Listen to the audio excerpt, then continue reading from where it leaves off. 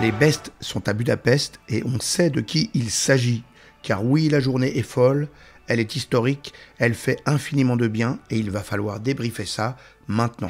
Elle avait commencé à petit rythme pourtant cette journée, comme si celle d'hier avait jeté une ombre. Tout le monde était noué d'ailleurs avec cette crainte de la faute, de la chute, de l'échec, qui ne les quitte pas. Un championnat du monde, c'est ça. Difficile aussi de retrouver ces sensations de détermination et d'envie, rares et coûteuses en énergie mentale quand on a un peu trop donné et un peu trop reçu dans les rendez-vous précédents. C'est ainsi que le champion du monde et champion olympique 2024, l'invincible numéro 1 mondial azerbaïdjanais Hidayat Eydarov, quittait le plateau dès le premier tour, vaincu sur un ridicule petit Ouchigari en réaction du portugais Otarik Wantidze, 49e mondial, dont la seule référence senior était une médaille de bronze à l'Open de Varsovie en février. La coréenne, championne du monde et vice-championne olympique Umimi, était surclassée par la brésilienne Shirlene Nascimento, qui n'est encore même pas dans le top 20. Ils ne tombaient pas tous, mais tous étaient secoués. Le vice-champion du monde, italien, Lombardo, devait remonter 2 yuko contre un tchèque 63e mondial, tandis que le champion du monde suisse 2023, Nils Stump, survivait à un Wazahari et un yuko de retard contre le tadjik Sherov, en plantant un hippon, d'ailleurs sur une probable grosse erreur d'analyse de la table d'arbitrage qui cautionnait son Uchimata plutôt que le Uranage bien plus crédible de son adversaire. Comme quoi, il faut aussi parfois avoir un peu de chance. Ne pas faire la faute. C'est sans doute ce qu'a dû ressasser la malheureuse Marta Fawaz sur son lit d'observation à l'hôpital du coin, dont les nouvelles qui nous parvenaient étaient d'ailleurs rassurantes, après avoir subi un étranglement foudroyant au premier tour face à l'Ouzbek Shukurjon Aminova. Elle avait pourtant enchaîné les performances et les podiums, Zagreb, Tokyo, le titre à Paris, la finale à Tbilissi, la médaille au championnat d'Europe. Et elle avait montré beaucoup de détermination et de courage pour enchaîner les combats au stage de Benidorm, malgré un pouce blessé. Et ce combat, elle l'avait bien commencé, obtenant rapidement le décalage des pénalités. Mais il ne faut pas faire de faute, pas faire d'erreur. Il avait suffi d'un enchaînement rapide sur lequel elle se défendait mal. L'erreur, il va falloir la gommer, c'est comme cela qu'on apprend, comme le sait très bien la coach Jane Bridge. On savait que c'était un gros premier tour, on n'a pas sous-estimé, pas du tout, mais on se dit, bon, une Ouzbek, c'est pas fort, mais si elle est très très casse-pied sur les mains. Après, les attaques ne sont pas fortes, ça on le savait, mais au niveau des mains, c'est pas facile à gérer. Et on s'est dit, bon, ça peut d'abord partir sur les Shido, et justement, il y avait un Shido contre elle. Et puis, bon, à vrai dire, on savait qu'elle avait un étranglement parce que Marta l'a déjà prise. Et à un moment, ça va au sol, elle va très vite. Et malheureusement, c'était fini pour Marta. Elle fait un Osoto, elle lâche et elle est à plat ventre. Et elle n'a pas le temps de réagir. L'autre, elle est très, très rapide. C'est début de son carrière vraiment senior. Donc, on a beaucoup de travail à faire. Vraiment, elle a passé des caps au niveau d'entraînement. Elle a fait un gros stage à Benidorm malgré un pouce très très entamé, très blessé. Là, d'ailleurs, elle va subir une opération tout de suite après. Mais malgré tout ça, elle a fait une très bonne préparation. Et voilà, on continue à travailler. Tenu par la même obsession, le médaillé olympique et européen en moins de 73 kg, Johan Benjamin Gaba, commençait les mains en bas contre le Hongrois Daniel Szegedi, 22 ans et déjà 17e mondial. Un vrai danger, pas de faute. Un premier pas de fait en lui marquant yuko sur son katagruma à l'Eydarov, puis en le clouant au sol. Rester groupé ensuite face au Kazakh d'expérience Yeset Kwanov. Et sortir la belle attaque décisive dans la dernière minute, un gros Sodetsuri Komigoshi qui éclairait le jeu et les perspectives dans toutes les têtes françaises. Quelque chose venait de commencer à battre. Mais c'est le Suisse qui se présentait alors pour un 8e de finale bien poisseux de stress. Ce droitier puissant et très technique avec son Isaguruma à gauche était champion du monde en 2023, 3e en 2024. Le combat, dense, s'ouvrait progressivement avec cet adversaire qui aime jouer franc jeu. Quelques frissons passaient sur les meilleures tentatives du Suisse, mais il avait bien du mal à s'organiser face à la dynamique Gaba, jamais attentiste et difficile à cerner sur les mains, tantôt secouant le revers opposé pour déstabiliser, tantôt repoussant pour prendre le large et rester en mouvement, tantôt passant par des phases de fixation derrière la nuque adverse avec la main droite pour fatiguer et faire réagir, avec aussi des saisies qui montent haut derrière l'épaule engauchée. Gaba était un démolisseur qui avait tendance à ses débuts à se démolir lui-même tant il dispersait l'énergie. Il est désormais un poison, qui sature la vigilance et les capacités de résistance adverses. Quand il commence à mouliner, il met tout le monde en sur-régime. Il les intoxique à chaque séquence. Et ça n'a jamais été un problème pour lui de durer. Dans ce combat, c'est au bout de quasiment 6 minutes de temps effectif que le Hossotogari fusait enfin, à partir d'une saisie main gauche au revers.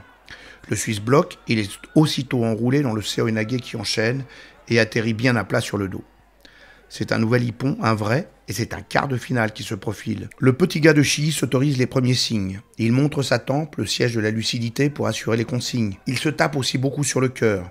Il y a la raison, il y a la résonance.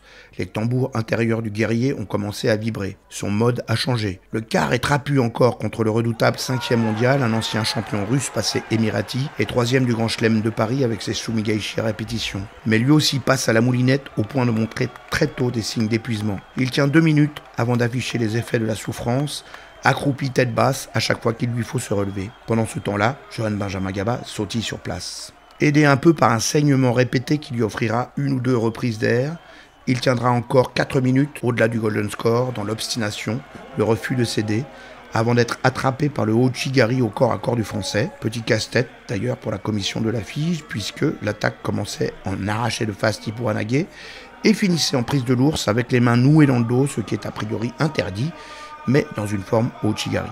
Qu'importe, c'est du judo et c'est validé. La France montre qu'elle est là dans les travées, au bord du tapis, un peu partout en fait, d'où fusent des encouragements, y compris dans la tribune officielle où le nouveau responsable du développement de la FIGE, Stéphane Nomis, s'époumonne. Tout est désormais possible, y compris le pire, la 5e place. Il ne reste rien que du lourd devant les espoirs du français.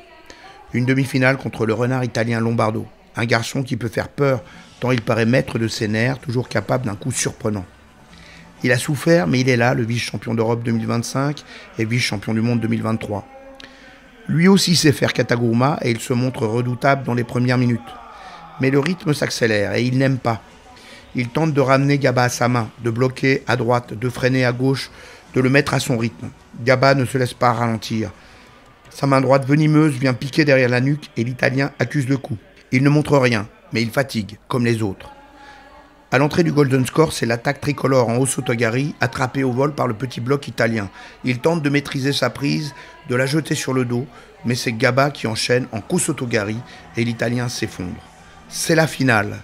Comme Hugo Legrand 2013, année aussi du dernier titre masculin hexagonal hors Teddy Riner, celui de Loïc Pietri en moins de 80 kg, comme Daniel Fernandez, son capitaine d'équipe en 2003, comme Christophe Gagliano en 1997, comme Marc Alexandre en 1987, comme Serge Dio en 1981, un Français est en finale de la catégorie des légers. C'est comme cela qu'on dit pour les moins de 71 kg devenus moins de 73 kg. Aucun de ses prédécesseurs ne l'a emporté. S'il le fait, Johan Benjamin Gaba, celui qui avait dû mériter sa sélection aux Jeux en gagnant les championnats de France en novembre 2023, pourrait passer devant tout le monde et marquer notre histoire à jamais. En face, ce n'est pas un Japonais. Mais c'est peut-être plus grave puisque c'est celui qui a sorti Tatsuki Ishihara du tableau. C'est le technicien brésilien Daniel Carnien, médaillé mondial et olympique. Un monstre sur les Seoinage, un bon contreur. L'homme qui peut tenir Gaba, peut-être lui voler son titre. Y en a-t-il un qui doute? Pas Gaba en tout cas, qui met tout de suite en marche sa danse de mort, rassurant le clan français d'entrée. Daniel Carnien est dangereux dans ses attaques, mais le français ne le lâche pas. Celui qui mord, c'est lui. Jamais il ne s'arrête de le harceler. À l'entrée de la dernière minute, il le contre durement et le Yuko est sauvé tout juste par le Brésilien qui commence à saigner du front. Premier sang, c'est la Lali. L'armure de Carnien fendit sous les incessants changements de saisie du chasseur Gaba. Comme le japonais Abe en finale du par équipe au jeu, il doit se faire soigner et bander le front. Mais rien n'a changé à son retour. Une montée forte de main droite, c'est un leurre, le Kataguruma à la Heidarov est enclenché. Comme Abe, le Brésilien est saturé, en retard et part en planche sur le dos. Champion du monde, il l'a fait. 12 ans après Loïc Pietri, 24 ans après Frédéric de Montfaucon. Quelque chose nous dit que cette nouvelle génération, dont il est désormais le chef de file, n'attendra pas aussi longtemps pour le prochain.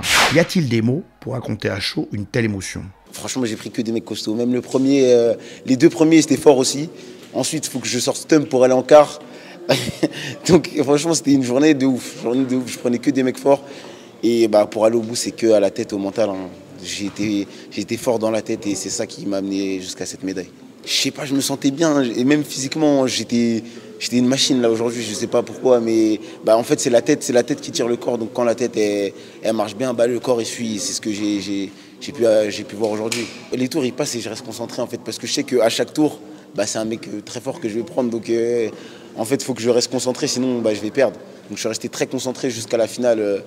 Je me suis dit faut vraiment pas que je perde après avoir perdu au jeu la finale. Je peux pas perdre une deuxième finale mondiale. Donc vraiment j'ai tout donné. Énormément de travail.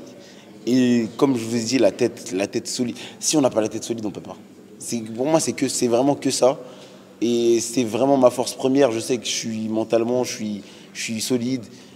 Sur le combat sur Makhmadbekov, sur le UAE, sur le début de combat, il me mène totalement. Et je suis en mauvaise posture, mais ma tête elle reste solide. Et je me dis, dans tous les cas, dans le combat, j'aurai l'occasion. Et voilà, c'est comme ça que j'ai réussi à avoir cette médaille. Ce dossard, je l'ai tellement regardé. À chaque fois qu'il y a quelqu'un qui a un dossard rouge, je me dis, moi aussi je le veux. Et enfin, je l'ai, ça fait tellement plaisir. Le témoin le plus proche, le coach sur la chaise, Ludovic Delacote, expliquait la recette et les secrets d'un tel triomphe, et ça passe par la capacité à avaler le stress comme une gourmandise. 6 matchs. Après, il est entraîné pour ça. Là-dessus, pas de sujet. On sait qu'il a des qualités d'endurance, il a aussi des qualités explosives. Donc, quand tout est imbriqué et qu'en plus il rajoute de l'efficacité, ça donne une journée comme ça, une journée parfaite. Où il met des hippons à tous les matchs, hormis la finale où c'est Wazari, même si je pense qu'on aurait pu mettre hippons, mais on va pas rechigner. Sur le championnat d'Europe, en fait, il revenait d'une blessure au genou, il était à 80%. Il y a certaines choses qu'il ne pouvait pas faire, notamment le Newaza, où il ne pouvait pas s'exprimer, alors que c'est une de ses armes. Et là, en fait, tous les voyants étaient au vert. Donc il suffisait de bien gérer tous les curseurs. De l'excitation, mais pas trop. Le stress, visiblement, il a plutôt tendance à le manger, donc ça va. Et puis, non, il était armé, bien dans la tête. L'expression technique, là, sur toute la préparation, était bonne. Donc finalement, on arrive à la performance du jour. C'est vraiment un parcours de très haut niveau. Parfois, on dirait qu'il est passé entre les gouttes. Là, on regarde le tableau, franchement, chapeau bas. On a une relation coach sur l'expression de certaines phrases, de certains mots-clés. Donc moi je suis sur la partie motivationnelle et puis parfois il faut le faire redescendre. Quand il y a un peu d'euphorie, là j'ai eu peur qu'en demi il me jette la veste en l'air en sortant du tapis, mais non, c'est l'anecdote, mais du coup voilà, c'est simplement ça. Après le garçon il est déterminé, c'est ce qu'il veut, donc c'est sincèrement... Avec Stéphane Frémont qui manage tout ce petit groupe auquel il appartient, c'est extrêmement simple. Avant chaque match, on checkait la stratégie à mettre en place, on validait, on est d'accord, feu, action, il n'y a plus qu'à. Il est dans une période faste. Je pense que le championnat d'Europe, avant les Jeux, déjà, lui avait donné un petit peu de capital confiance, la médaille aux Jeux bien évidemment. Le fait de confirmer sur les Europes, en n'étant pas à son meilleur niveau, c'est quand même quelque chose de fort, de remarquable, parce que c'est pas toujours simple, surtout quand on est attendu. Et puis voilà, aujourd'hui champion du monde. Donc, il sait qu'il va devenir la cible, il sait qu'il a le dossard rouge, qu'il va avoir son portrait sur le mur de l'INSEP. Voilà, c'est le premier de ce groupe. C'était un défi entre eux, voilà. Il a gagné ce défi-là. Dans les belles histoires de maîtres d'armes, on utilise souvent la métaphore de l'arc qu'il faut d'abord bander pour tirer la flèche, c'est-à-dire savoir la retenir le temps nécessaire, l'éloigner de son objectif pour mieux l'atteindre au bon moment avec la bonne quantité d'énergie accumulée. L'entraîneur du club de Chimazaram Rangis, Abderrahim Alaoui, était plutôt sur celle du bon vin qu'il faut attendre, mais c'était un peu la même idée. Je m'attendais à minima à ce qu'il soit sur le podium. Aujourd'hui, il a été sur la plus haute marche du podium et avec la forme. Et c'est extraordinaire. Donc à un tel niveau post-olympique, il faut savoir que le champion olympique a échoué au premier tour. Il y a eu pas mal de loupés et de ratés dans le championnat. Pour les têtes de série, Johan, lui, a parfaitement assumé ce titre-là. Un bon travail avec ses coachs, un bon travail sur lui-même, une bonne préparation. Il faut savoir qu'il a subi une opération post-olympique qui l'a laissé sur le carreau pendant à minima 4 mois. Il est revenu progressivement. Je pense que sa planification et sa programmation ont été parfaites pour lui. Donc on a su, bien sûr avec ses entraîneurs, bien mettre en place les phases d'entraînement, les phases de récupération, les phases de compétition qu'il fallait, notamment avec son entraîneur Stéphane Frémont. Ce qui fait qu'aujourd'hui, on a eu un Johan en parfaite forme. C'est-à-dire que cette planification lui a été, on va dire, idéale. On a vu le résultat aujourd'hui. Pas une marque, pas un avantage contre lui. Avec toutes les armes du monde, on n'aurait pas fait mieux qu'aujourd'hui. On n'aurait pas espéré mieux qu'aujourd'hui. Au-delà d'une autre dimension, c'est une envergure de niveau mondial, de niveau olympique. C'est-à-dire qu'il a eu un déclic après ces Jeux olympiques qui ont fait qu'il a une sérénité. Il a énormément travaillé le côté tactique, donc de manière à ce qu'il empêche au maximum ses adversaires d'installer les mains où il le souhaite, et puis lui d'être leader sur la pose de ses mains, ce qui ont fait qu'aujourd'hui personne l'a inquiété de près comme de loin. Et aussi à noter un mental d'acier, c'est-à-dire toujours le premier debout, toujours le premier en place, toujours le premier sur l'offensive et non sur la défensive. Et ça change énormément. Il faut savoir qu'il y a 1 an et demi, 2 ans, Johan sur ses premiers tours faisait des golden scores contre des athlètes, contre des compétiteurs qui étaient moins forts que lui sur le papier, mais néanmoins il y a laissé quand même pas mal de cartouches. Aujourd'hui, ça s'est totalement inversé. Donc, il arrive à boucler ses matchs sans y laisser beaucoup d'énergie, ce qui permet d'arriver sur un quart de finale très solide et de pouvoir faire 5 minutes de golden score parce que justement il a su gérer les matchs avant, ce qui n'était pas le cas auparavant. Donc ça a été vraiment aussi un déclic pour lui. Il faut savoir qu'il a encore pas mal d'axes à améliorer dans ses schémas tactico-techniques et le temps joue en sa faveur. Les prochains Olympiques sont dans 3 ans. Donc il a une marge de progression qui est encore énorme. Et je pense que le plus beau et le plus bon reste à venir. Nous n'avons jamais cessé de croire en ses qualités, en ses capacités. Et cela depuis qu'il nous a rejoints il y a bientôt 6 ou 7 ans. Donc, pour nous, c'est une fierté sans mesure. Journée parfaite, quoi qu'il en soit, puisqu'on ne met pas de bémol quand tombe un titre mondial masculin français. Elle aurait pu l'être doublement si la seconde engagée, en moins de 57 kg, notre médaillée olympique Sarah Léonie-Cizic avait pu s'arracher aussi bien que Johan Benjamin Gaba à la peur de mal faire et aux stratégies adverses. D'entrée, elle donnait plutôt l'impression d'être bridée, un peu par les adversaires qui ne la laissaient pas construire, un peu par elle-même. Moins vive, moins intrusive et impactante qu'à l'accoutumée, elle se montrait au moins courageuse et disciplinée dans ses intentions. En l'absence de la Canadienne Krista Degucci, en vacances pour 1 an, l'occasion était pourtant bonne, mais ce sont souvent les plus difficiles à convertir. Il lui fallait plus de 10 minutes de temps effectif au second tour pour écarter aux pénalités la Russe Zoueva, qui avait d'ailleurs la particularité d'être à 100% de réussite sur les Françaises, avec 2 victoires récentes sur Ophélie Velosi et 2 autres sur Faiza Mogdar, 2 de nos meilleures internationales. Le quart de finale contre la Serbe Perisic, 6e mondial et 7e au jeu, était aussi englué et stressant, avec la nécessité de se faire violence pour lutter contre les vieux démons sans cesse de retour des arbitres, de mettre une pénalité quand l'adversaire se jette au sol avec plus de conviction que de préparation. Il lui fallait là encore 7 minutes pour s'arracher à cette glu, mais c'était une demi-finale au bout et c'était déjà beau. La japonaise Momo Tamaoki ne fait pas dans le génie.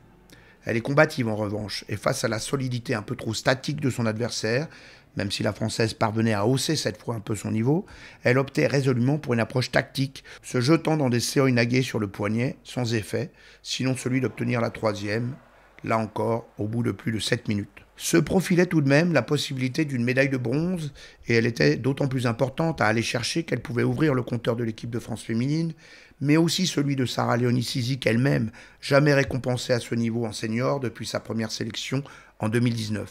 C'est face à l'Ouzbek Aminova qu'elle doit relever ce défi.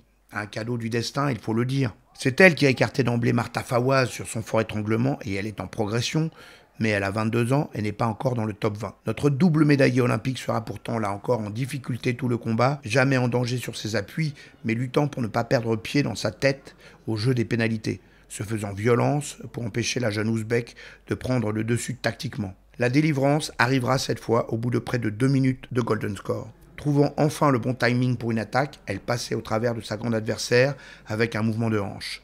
Finalement, il y avait moyen. Ni l'or, ni la manière cette fois, mais tout de même une précieuse médaille mondiale. La première, et elle va compter dans l'avenir. Et le titre ? Il allait cette année à la puissante géorgienne Eteri Liparteliani, qu'on n'avait encore jamais vue sur un podium mondial. Une première médaille pour elle, une première médaille féminine pour le judo géorgien, et c'est de l'or d'emblée, après 10 titres masculins depuis l'indépendance.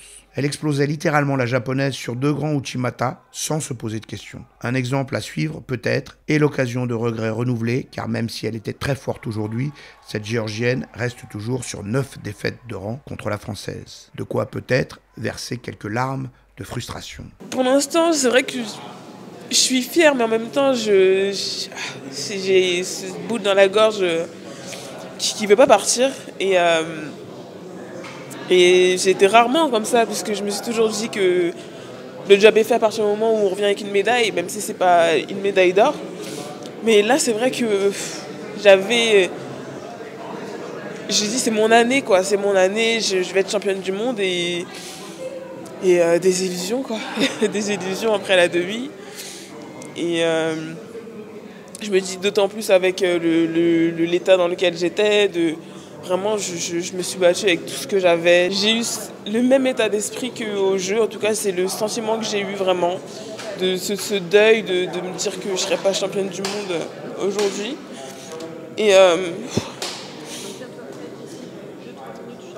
je dirais pas de l'injustice parce que en soi, il n'y a que de ma faute, c'est moi, si je veux gagner, il faut que je fasse tomber.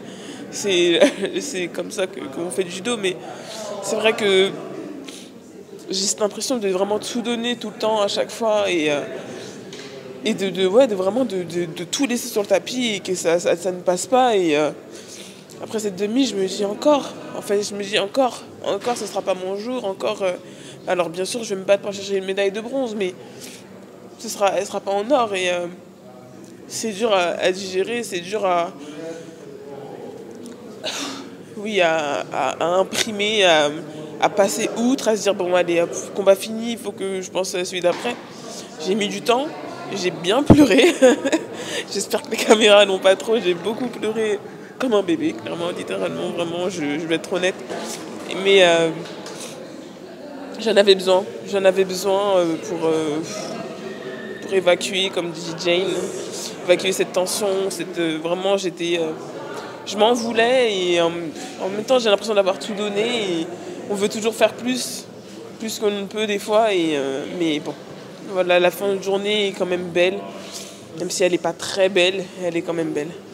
En vrai, en termes de sensations, je me sentais pas mal, mais j'étais pas dans un de mes meilleurs jours. Vraiment, j'avais pas cette impression de me dire je me sens pas bien, j'étais vraiment objectif en tête et j'ai fait avec ce que j'avais et je me suis dit bon de toute façon t'as qu'un job, c'est de tout donner sur le tapis, combat par combat et on verra où ça mène la fin de la journée et ça m'a amené là. Je suis contente pour moi, mais en même temps je dirais, on m'a dit qu'il fallait pas être triste, mais c'est la tristesse en tout cas que je ressens. Parce que j'ai envie de plus pour moi. Des explications. Au club de l'AC Boulogne-Billancourt, où l'on enregistre tout de même avec satisfaction une seconde médaille mondiale en 3 jours, après celle de Romain Valadier-Picard en moins de 60 kg, Romain Poussin, l'entraîneur, isolait la nécessité nouvelle de s'adapter aux stratégies des adversaires. Je suis persuadé qu'elles ont toutes eu un objectif qui était de combattre tactiquement contre Sarah. Parce que Sarah, tu peux pas faire judo contre elle. C'est une attaquante et une contre-attaquante de feu. Et elles nous l'ont montré, les filles, elles ont toutes cherché à fuir en fait, à essayer de faire monter les pénalités contre Sarah. La japonaise s'en a un peu mieux sortie que les autres. Mais on va travailler sur ça, parce que Sarah elle a encore beaucoup de potentiel. Aujourd'hui, c'est un peu fermé pour elle, elle a du mal à s'exprimer. Mais c'est une journée sans où il y a quand même la médaille au bout. Et là-dessus, on est très fiers. Comme quoi, après 2 médailles olympiques et bientôt 27 ans, on apprend toujours. Hein. C'est ça qui est fou d'ailleurs dans ce sport.